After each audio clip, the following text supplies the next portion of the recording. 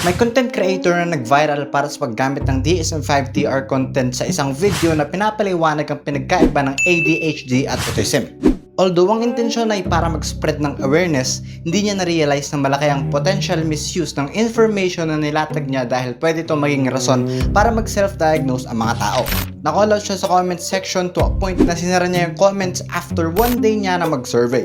Ang laki din ng issue na to a point na nakall out siya ni Your Millennial Psychologist. Pero nagkalinawan din sa post nito and eventually kinoment pa rin siya nito para sa intentions niya na mag-spread ng awareness. At ang content creator na yon ay si Slow.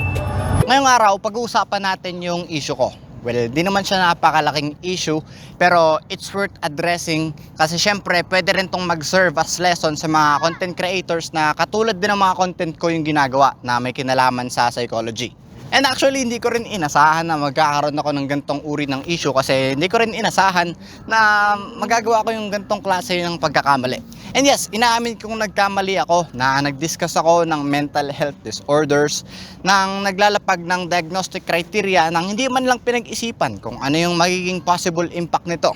Sobrang lakas ng advocacy ko na wag mag-self-diagnose but at the same time, hindi ko nare-realize na yung information na nailalapag ko yun din pala yung pwedeng magamit ng mga tao para mag-self-diagnose. At syempre, lahat ng lumalabas sa page ko, responsibilidad ko. Paano kung mas dumami yung mga tao nag-self-diagnose dahil sa mga pinaggagawa ko? Kaya naman napagdesisyonan ko na maging off-limit sa akin yung pagdidiscuss ng mga mental health disorders kasi syempre, mas better discussed yan ng mga professionals. Yes, pwede ako maging maingat sa pagdidiscuss pero at the same time, ako na nga rin yung nagsasabi na merong mga tao na niro-romanticize yung pagkakaroon ng mental disorder. And pinaka-ayoko talaga sa lahat ay maging dahilan ako kung bakit nagkakaroon ng self-diagnose culture yung mga tao. Tsaka alam nyo, sa psychology, meron tayong ethics na sinusunod. Ganito yan. Sa APA, may sinusunod tayong ethical principle na beneficence and non-maleficence. Basically, sa beneficence mo sisiguraduhin na ipaprioritize mo kung ano yung makakabuti sa stakeholders. Samantalang sa non-maleficence, ito yung do no harm. Iiwasan mo na makapag-cause ng harm yung actions mo sa mga stakeholders. Hindi lang to applicable sa mga professionals, syempre.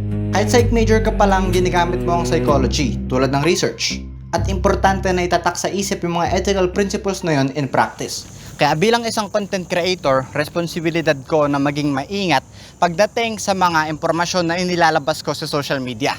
Kasi tulad nga ng sinabi ko kanina, hindi lahat ng impormasyon na ibibigay ko is mare-receive ng ayos ng mga tao. Pwede pa rin nila itong ma-misuse. Kasi magpakatotoo na tayo, may pagkapasaway talaga tayong mga tao. And hindi ako excluded doon. Alam nyo, naging pasaway din ako. Napagsabihan na ako sa isang videos ko sa comment section sa Facebook.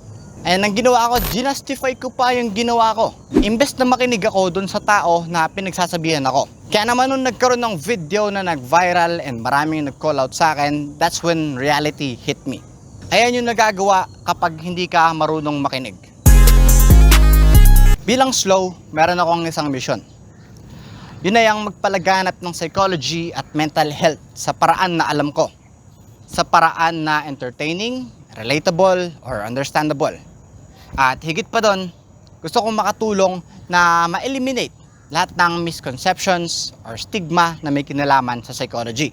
At magagawa ko yon sa pamamagitan ng pagkilala sa limitasyon ko at pakikinig sa inyo.